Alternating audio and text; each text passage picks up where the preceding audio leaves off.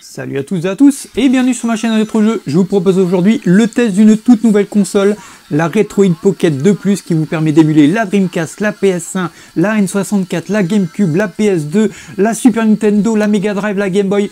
C'est parti. Tout d'abord, je voulais remercier Go Retroid de m'avoir envoyé la console pour que je puisse faire le test aujourd'hui. Donc la Retroid Pocket 2 Plus, elle est beaucoup plus puissante que la Retroid Pocket 2. On va tout de suite déballer la console et je vais vous donner les spécifications. Donc à l'intérieur de la boîte, nous avons comme d'habitude un emballage assez simple. Ici on peut voir le port USB-C qui nous permettra de changer la console. Le câble doit faire environ 1 mètre de long.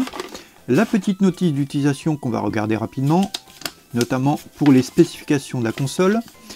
Donc qu'est-ce qu'on a désormais à l'intérieur de cette console? On a un quad-core Tiger T310, en fait, qui comprend un ARM Cortex A75 et 3 ARM Cortex A55, plus un GPU, donc un processeur graphique PowerVR GE8300. Donc sur le papier, ça a l'air beaucoup plus puissant que la Retroid Pocket 2. On va voir si ça permet d'émuler beaucoup plus facilement par exemple la Dreamcast, éventuellement la GameCube, éventuellement la Saturn et la PS2.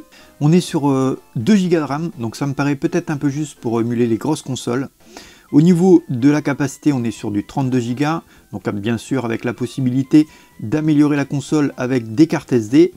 On est sur un système Android 9, donc connectivité Wi-Fi et bien sûr le Bluetooth. La batterie, on est sur une batterie de 4000 mAh.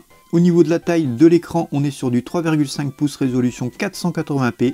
L'écran est un écran tactile, donc contrairement à la Retroid Pocket 2, on est désormais sur du tactile. Et on est sur des joysticks analogiques gauche et droite. Voilà, donc la notice assez succincte. Donc dans la petite pochette, on a un écran de protection. À la limite, on va venir l'installer tout de suite. Et donc, personnellement, j'ai pris le coloris qui rappelle un peu la couleur en fait de la Game Boy Advance. Donc, avant de faire le tour de la console, on va faire un petit nettoyage de l'écran pour enlever toutes les poussières.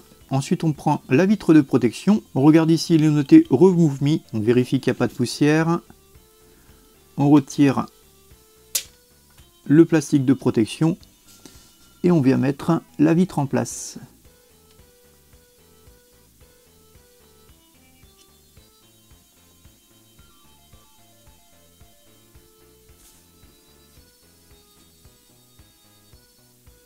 Celui-ci est un écran tactile, il vaut mieux le protéger. Donc on fait le tour au niveau de la console.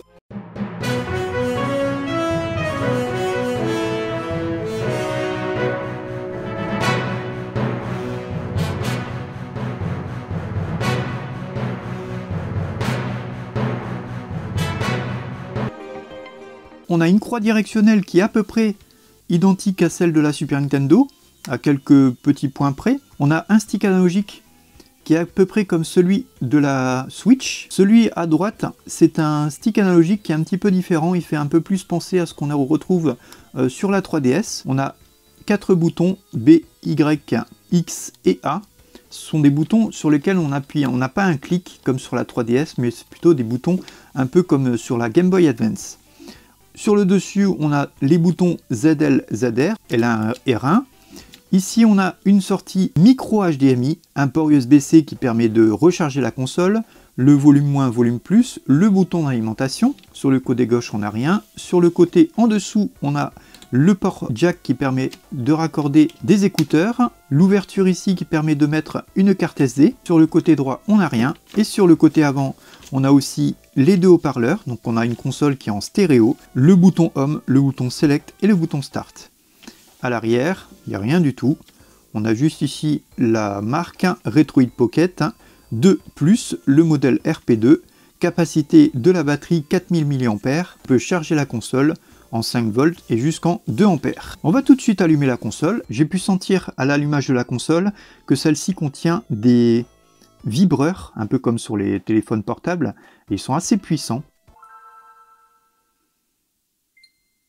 Une petite vidéo de démarrage qui est plutôt sympa, ça fait un peu penser aux vidéos de démarrage de Recalbox. Et donc nous voilà dans l'interface de la Retroid Pocket 2 Plus. On peut appuyer soit sur le bouton Next, soit sur le bouton R1. Alors on va choisir en anglais pour l'instant et on changera la langue un peu plus tard. Au niveau de la connexion internet, on va cliquer juste ici. On va connecter la console au Wi-Fi. On sélectionne tout simplement la connexion Wi-Fi qu'on veut utiliser et on va entrer le mot de passe. On va pouvoir cliquer sur Next. On sélectionne la zone, la région. Ensuite on va activer les services Google Play. On nous propose Citra, donc qui est un émulateur DS. Dig, qui est plutôt pas mal. On a ici un émulateur PS1, Dolphin, qui est un émulateur GameCube, Flycast, un émulateur Dreamcast. Ici, on va tout cocher de façon, comme ça on va tout installer.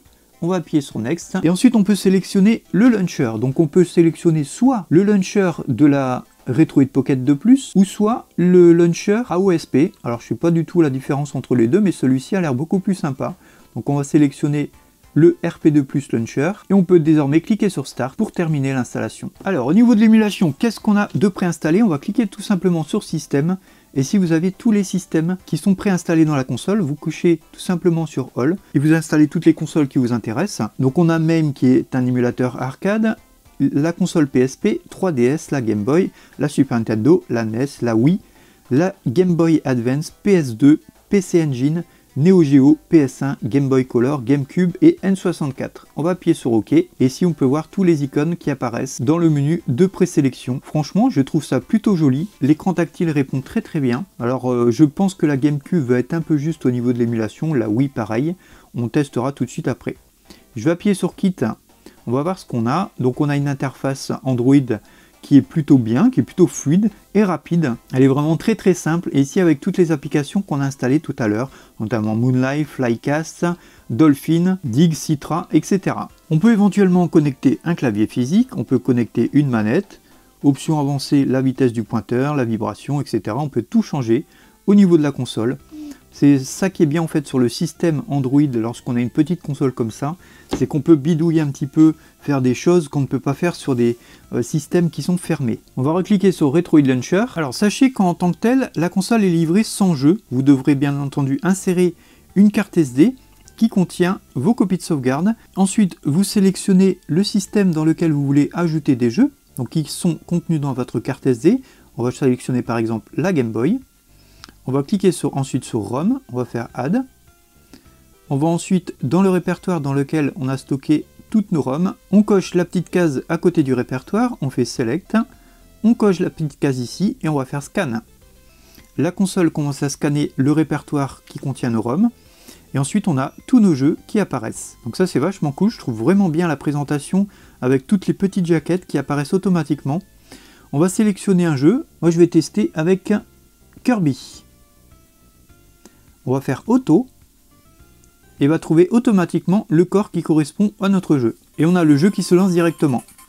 On appuie sur Start et on va pouvoir tester.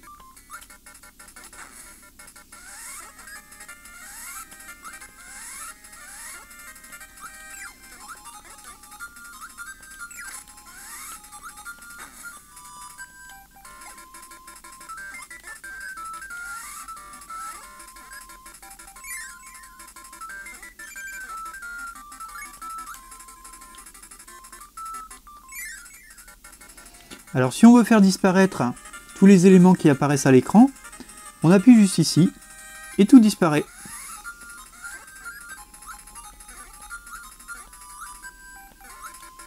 La Game Boy fonctionne super bien entendu, vu la puissance de la console, ça aurait été bizarre que la Game Boy ne fonctionne pas correctement. On va tester une autre console, par exemple la PC Engine. Donc on double-clique, on fait la même manipulation que tout à l'heure pour ajouter les jeux.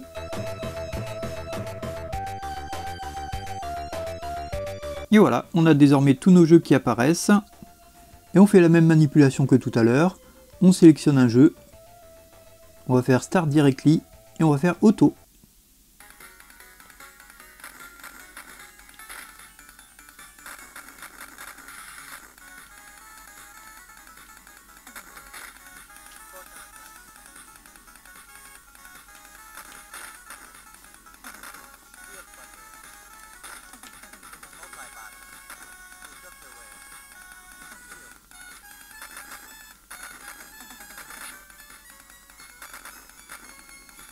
Le jeu fonctionne super bien, comme tout à l'heure, aucun souci. La console émule parfaitement, dans tous les cas, toutes les consoles 2D. On revient en arrière, et on a désormais donc tous les jeux qui sont préinstallés dans la console. Il nous suffira juste de le sélectionner pour lancer un jeu. On revient en arrière, et on va ajouter une nouvelle console. Et je vous propose de tester avec une console en 3D. On va tester dans un premier temps la Nintendo 64. On va tester sur F-Zero X. On va autoriser l'accès à la console.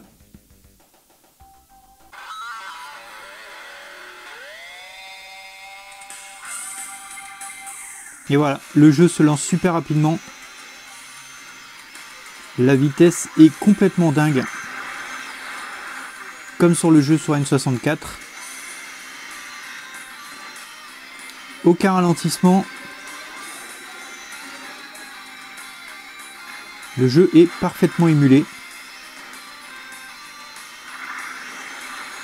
Alors je ne sais pas si vous allez vous rendre compte un peu de la vitesse d'émulation. J'ai vraiment l'impression que ça tourne à 60 images secondes sans ralentir. On n'a pas de bug de son. Je pense que c'est la première fois que je vois la N64 sur ce type de console aussi bien émulée.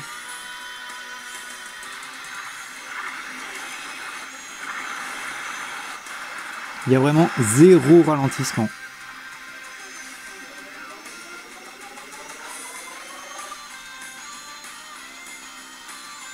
Voilà pour F-Zero X. On va revenir en arrière, on va tester un deuxième jeu N64. Peut-être un jeu un peu plus gourmand. On va tester sur Star Fox. Alors là, on a un petit ralentissement. J'ai l'impression qu'il faut que le temps que la console charge toutes les textures. Et une fois que c'est chargé, on n'a plus de soucis de ralentissement. Et voilà, donc on a le jeu qui est lancé. Et comme vous pouvez le voir,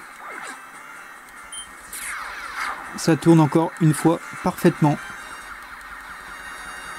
Aucun ralentissement notable, mis à part la scène d'introduction. Là, on a un jeu qui est vraiment parfaitement fonctionnel. Donc le quad-core qu'ils ont mis dans la console fonctionne super bien.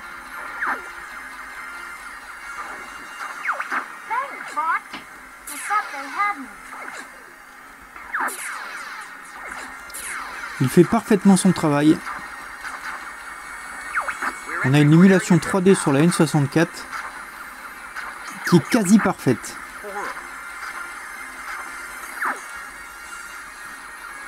Encore une fois, on a un jeu qui fonctionne parfaitement. Bon, c'est pas le meilleur jeu du monde sur N64.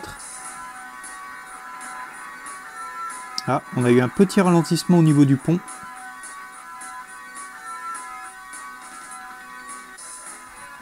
Mais ouais, vraiment le jeu est parfaitement jouable. Mis à part le ralentissement sur le pont, il n'y a aucun souci. On va maintenant tester une autre console 3D. On va tester dans un premier temps avec un jeu 2D, par exemple avec Marvel vs Capcom. On a le jeu qui se lance super rapidement.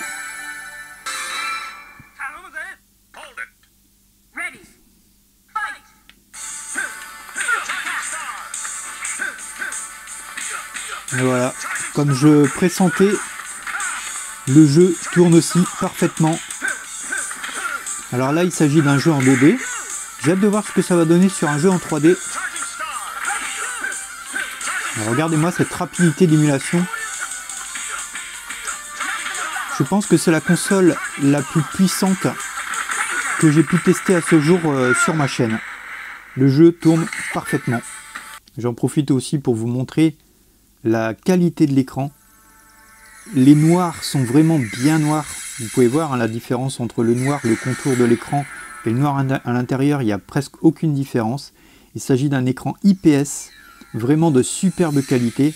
On peut voir que si on tourne dans tous les sens, on a toujours une image qui est bien lumineuse. Et en plus, je pense que je n'ai pas activé la luminosité à fond.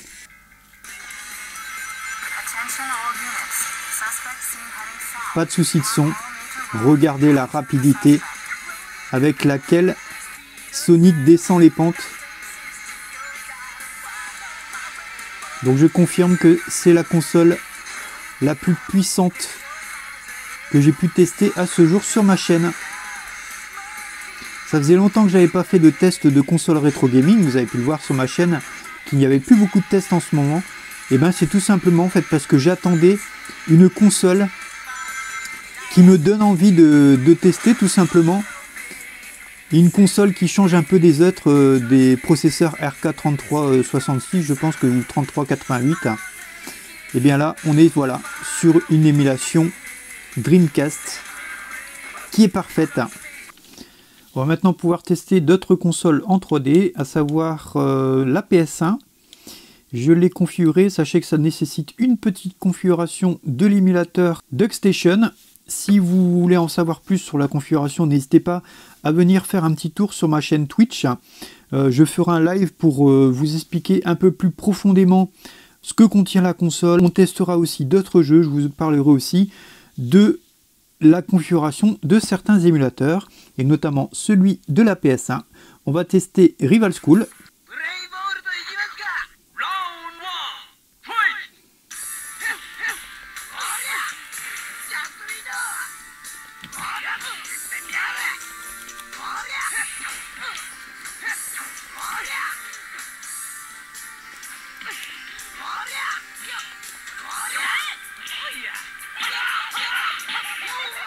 Et là, on peut voir que le jeu tourne aussi parfaitement.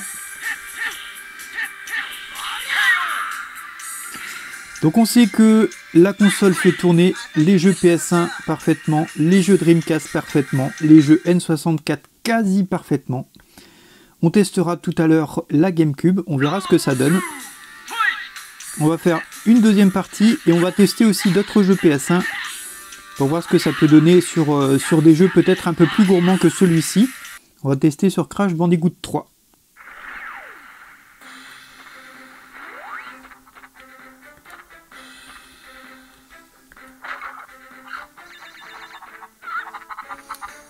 Voilà, on voit que l'émulation aussi sur Crash Bandicoot fonctionne aussi parfaitement. Décidément, je trouve que les processeurs qu'ils ont choisis pour faire cette console sont vachement cool. Ce sont des processeurs qui sont bien optimisés en plus au niveau des performances et au niveau de la consommation. Concernant l'autonomie de la console, je ne pourrais pas vous dire exactement combien de temps elle tient. Je pense qu'on est facilement sur du 3 ou 4 heures d'autonomie. Donc c'est plutôt cool. Et là, on n'a strictement aucun ralentissement sur Crash Bandicoot. Je ferai éventuellement une deuxième vidéo dans laquelle on viendra tester la PS2, la PlayStation Portable, donc la PSP. On viendra tester aussi d'autres consoles comme la Neo Geo CD, comme la 3DS, comme la Wii. Concernant cette vidéo, donc je pense qu'on va s'arrêter sur la GameCube. Donc là, j'ai installé Mario Kart Double Dash dans la console. Et vous allez voir que sur la GameCube, c'est pas parfait. En tout cas, pas sur Mario Kart. Si vous avez connaissance de jeux GameCube qui fonctionne avec cette console, n'hésitez pas à en faire part dans l'espace des commentaires. Je testerai éventuellement d'autres jeux GameCube peut-être un peu moins gourmands, mais dans tous les cas vous allez voir que Mario Kart ne fonctionne pas parfaitement. Ici on peut voir au niveau des FPS qu'on est à 38 images secondes. Pour avoir une bonne émulation il faudra au moins être à 50. Donc là on peut voir que le jeu fonctionne. On peut voir qu'on peut donc lancer la GameCube. On peut jouer avec. C'est jouable. Mais sincèrement, c'est quand même plutôt lent. On est, je pense, sur allez, à peine 60% de la vitesse de l'émulation de la GameCube. Donc c'est pas énorme. Mais c'est une console qui a quand même la particularité de pouvoir émuler la GameCube. Pas parfaitement. Mais elle le fait. Alors maintenant qu'on a pu tester différentes consoles et notamment donc l'émulation de la console GameCube, je vous propose de tester la fonctionnalité HDMI, donc avec la possibilité donc de connecter la console sur un écran. Pour connecter la console sur un écran, vous aurez besoin d'un câble micro HDMI. Celui-ci, on vient le brancher au-dessus de la console et l'autre extrémité du câble, on vient le mettre sur un écran On a ensuite la console qui est affichée directement sur l'écran. Et on peut donc choisir par exemple une console. On va choisir la Game Boy Advance. On lance un jeu. Et voilà, on a directement le jeu qui apparaît sur notre télé. Et on peut jouer avec la console.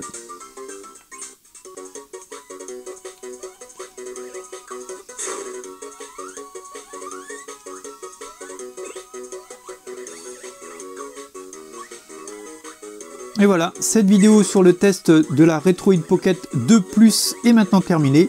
Sachez pour ceux qui se posent la question que la console coûte environ 100 €. Vous trouverez bien entendu le lien en description. On se retrouve tout de suite après cette vidéo première sur un live Twitch. N'hésitez pas à venir sur le live Twitch, on testera d'autres consoles. Je vous expliquerai quelques configurations à faire sur la console pour que tout fonctionne bien. Et donc si vous avez apprécié cette vidéo, n'hésitez pas à mettre des pouces vers le haut. N'hésitez pas à vous abonner à la chaîne si vous n'êtes pas abonné. Et si jamais vous voulez que je teste d'autres consoles, si jamais vous voulez que tester d'autres jeux ou voir d'autres configurations, n'hésitez pas à en faire part dans les commentaires ou venir directement sur le live Twitch. Je vous remercie et je vous dis à très bientôt sur ma chaîne Rétro Jeux. Ciao ciao.